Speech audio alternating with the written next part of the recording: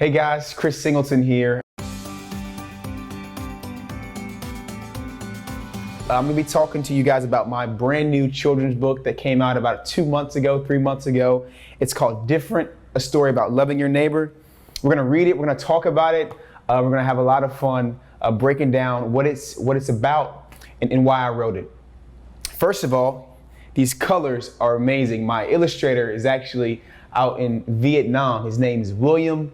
He's phenomenal, and it was really cool to see that different culture of Vietnam shown in my book. So without further ado, we will go ahead and read it.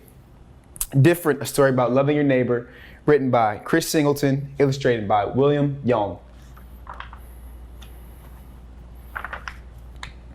Dedicated to the memory of Sharonda Coleman Singleton and Christopher Robin Singleton. Those two people right there are my parents, so I dedicated this book to my parents. Tomorrow, Obina thought, tomorrow will be the most important day since Dad got his new job in the United States. Obina had thought about it on the plane all the way from Nigeria. He thought about it while people in uniform stamped his parents' paperwork. He thought about it during the long, hot car ride to Charleston. Now, they were finally here, and so was tomorrow, the first day of school. Guys, you guys are starting school just like Obina, and you can see on this package here, it says Charleston. He carefully smoothed the front of his dashiki. Obina loved his traditional clothes. They took him back home to Nigeria. The reds were like the setting sun, crimson behind the mountains. The golds glimmered like the dancing grasses of the savannah.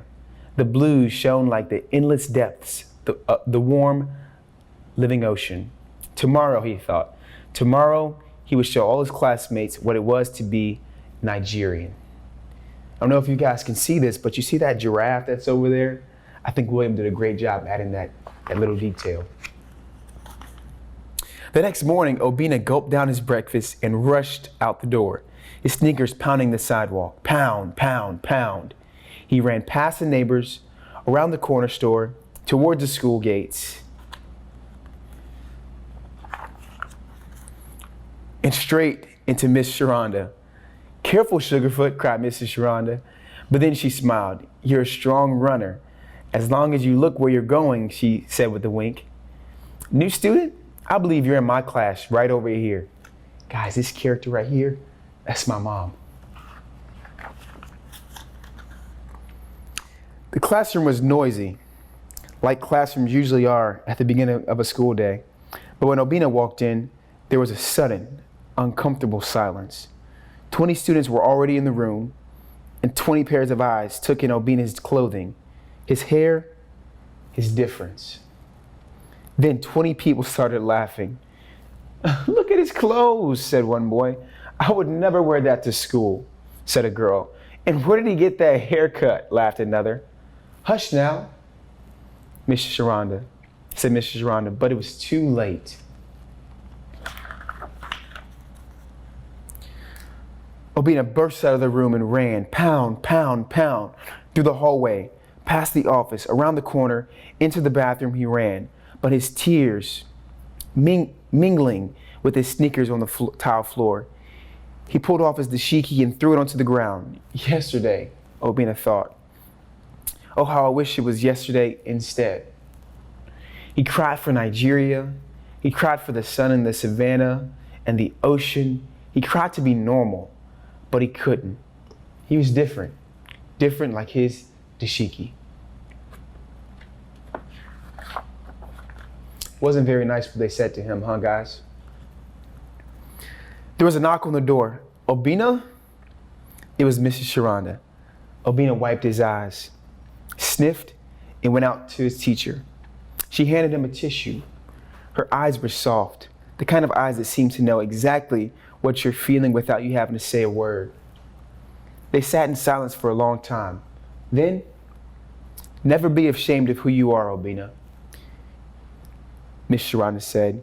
"You are beautifully and wonderfully made." "I'm not," Obina said. "I'll never fit in."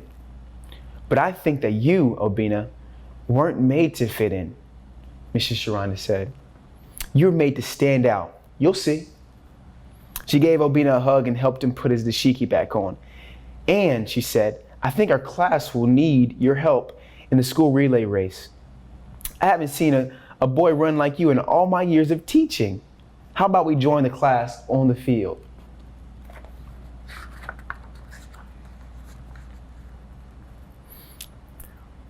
All the classes from the school were lined up along the field outside. Obina's class hooped and hollered with excitement, but Obina snuck to the back of the line, his hands deep in his pockets as if he could pull himself in and hide. Yesterday, he thought to himself. Obina looks pretty sad, huh, guys?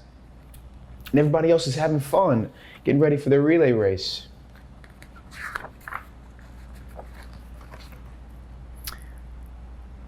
The principal stood at the edge of the field. At the sound of this whistle, each class must have one student run the length of the field and return to the line, he said. He or she must tag the next student, and they must run the field as well. The first class to have all students finish will be the winner. Ready? 3, 2, 1. There was a sharp blast of a whistle, and a student from each class sprinted across the field. You guys have field day? I know when I was in school, I used to absolutely love having field day. Obina couldn't help cheering with the rest of his class. The first student finished, and with Obina in line, there are 20 students left. Then 15, then 10, then 5. Obina's class was tied for first with another class. 3 students left, still tied. 2 students left. The other class was pulling ahead. 1 student left. And then Obina realized it was his turn.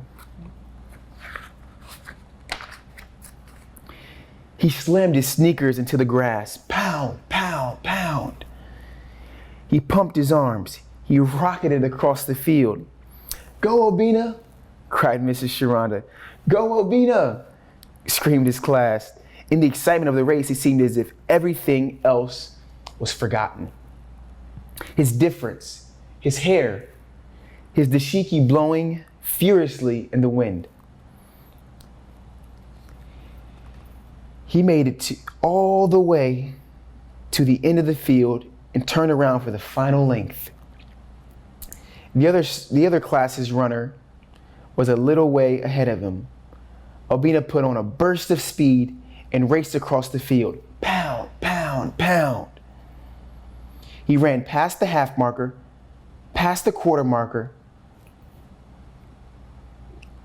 past the end, and straight into the arms of his cheering classmates. Mrs. Sharonda's class wins, said the principal. You guys see how happy Obina is? Mrs. Sharonda's class screamed and cheered and lifted Obina into their arms, dashiki and all.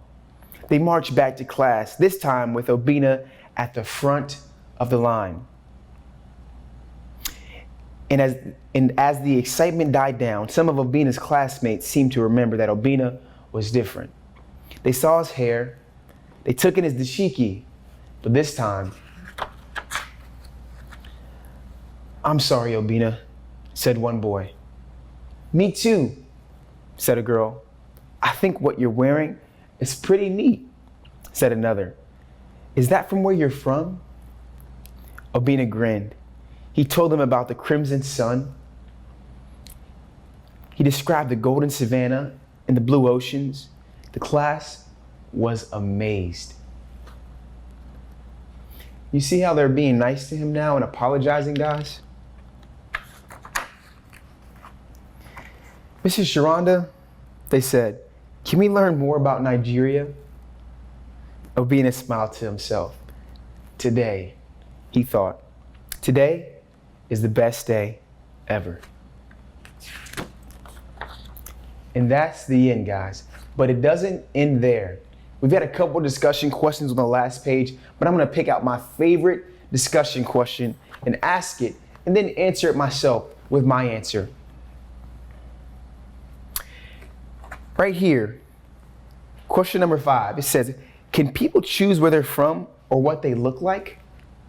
What does that mean for how we should treat them? Guys, I've always talked about it, how people can't choose where they're from or what they look like or the color of their skin or where their family, the first language they spoke as a kid, or they're learning a new language now, because I want you guys to think about this. None of you all chose your parents. You didn't. None of you all chose where you were born, right? Some of you were born here in Charleston or Somerville or North Charleston, whatever you were born, right? In the low country or in the upstate of South Carolina or across the nation or across the globe. You guys are from so many different places. So you didn't choose where you were from. What does that mean for how we should treat them? That means that we should treat everybody with respect. You guys see Obina, his shirt on this last page, it says, love your neighbor. As you can see, I'm wearing the same shirt because it's that simple. I want you guys to love one another, to be kind to one another, and being nice to people makes people feel good. The worst thing in the world is when I hear a story from a kid who says, Chris, I get bullied. Chris, I've lived here for this many years and now I wear this on my head because of my religion and people make fun of me every single day. I've heard people say, Chris, I didn't choose the fact that I'm from this place and my parents, have me going to school wearing this. And it pains me to see that people are being mean to that student. I had one kid come up to me and they were getting picked on, guys. Getting picked on because they wore the same clothes a lot during the week. People were making fun of them. And the kid said to me, Chris, it's not my fault that my parents don't have a ton of money to buy me a ton of clothes. And it kind of hurt my spirit, guys. Because so many things that you can't control, neither could your friend. And some people are making fun of others based on those. I'm here to tell you that you can be the change. You guys, you students can love people. You can love your neighbor, love your classmates. Spread that throughout your school to unite your school. And I promise you, in doing so, you'll see a lot more smiles. You'll see a lot more people saying, hey, I want to hang around this person. Because when you do that, you make people feel good and feel safe. Now, I've got one more really important story that I want to share with you guys. Because some of you might be saying, Chris, I love the story. I know why you wrote it. You wrote it because your mom, who's no longer here, was taken away because of the color of her skin. And now you want to write a book about love and about unity. So I want to keep spreading that message.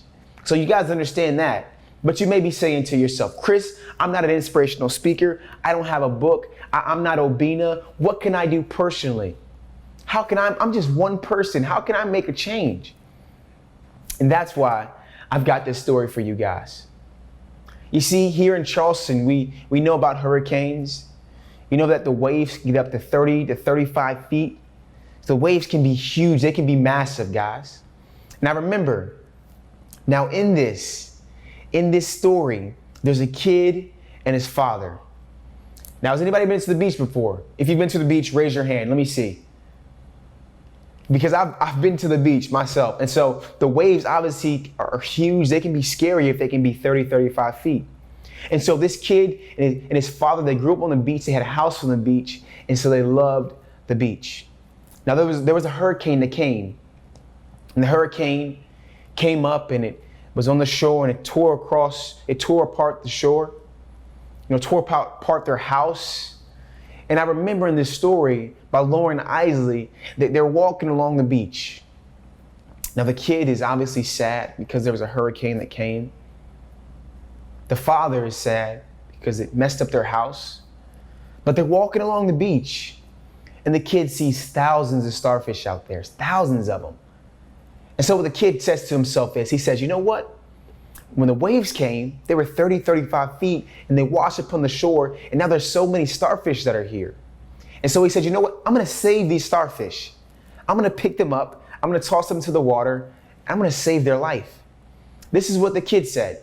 And so the kid just starts picking up the starfish, picks up one. He tosses it into the water. He saved his life. He's like, yes, I did it. He walks a little bit further. He does it again, picks up another starfish. He tosses it into the water. He's like, yes, I did it. I saved his life. Now the kid keeps doing that over and over again. And his father's there. Now, guys, this kid was a good kid. He never really talked back to his dad. But this time, his dad was aggravated. He was upset that they lost their home. It was torn up. It was beat up. So the father looked at the kid and he said, "Hey, what are you doing?" Kid looked at his dad. He said, I'm saving starfish, Dad. I'm picking one up and tossing it into the water. I'm saving his life." The father looked at the son. He said, "You're picking up one at a time. You're tossing them into the water. There's thousands of starfish out here, thousands of them. Do you really think what you're doing is making a difference?" The kid was respectful, guys. He never talked back to his dad. But this kind of hurt him. So he looked at the starfish. He looked back up at his dad. He picked up another starfish. He tossed it into the water. He saved that starfish's life. He said, "Yes, Dad, I bet I made a difference to that one." Guys, that's what I want you to be. I want you to be that kid on the beach. I want you to love people. When you hear somebody that's being picked on based on something they couldn't control, you be that kid on the beach saying, "I'm going to stand up for that person. I'm going to stand up for them. I'm going to be their friend," whether they're sitting alone in the lunch line, whatever it may be. I'm going to be with that person because I want to be that kid on the beach saving starfish. Guys, when you hear people using words you know they shouldn't use, you know they shouldn't use those words. You know your teacher wouldn't approve of it. You know your parents wouldn't approve of it. And you hear those things, I want you to be the kid on the beach and say, "You know what? You can't say that around me. You guys can't bully those people around me because I love them." I want you guys to say, "You know what? If there's somebody that's like Obina, that's different, that's a new student, or somebody you've never met before, I want you to be kind. I want you to ask questions about where they're from and celebrate the fact that they're different." You see all this work that I do, guys, it's a pretty simple mission. I want every teacher, every student, every athlete, every person everywhere to simply love their neighbor. Because I wish my mother was still here. I wish she would have had someone tell the person that took her away that whether they're like Obina, whether they're from Nigeria, whether they're from Charleston or the Low Country or South Carolina or South Dakota, no matter where they're from, guys, we're going to be kind to them. We're going to love them. We're going to ask them great questions about where they're from. And most importantly, we're going to love our neighbor. So thank you guys so much for listening to this book. It means so much to me. Guys, I'm here in South Carolina. If you guys ever have any questions about me, about what I do, please get in contact with your teacher. I'd love to speak with you guys more. But for now, I challenge all of you this school year to be kind, to be nice, to be that kid on the beach. Take care.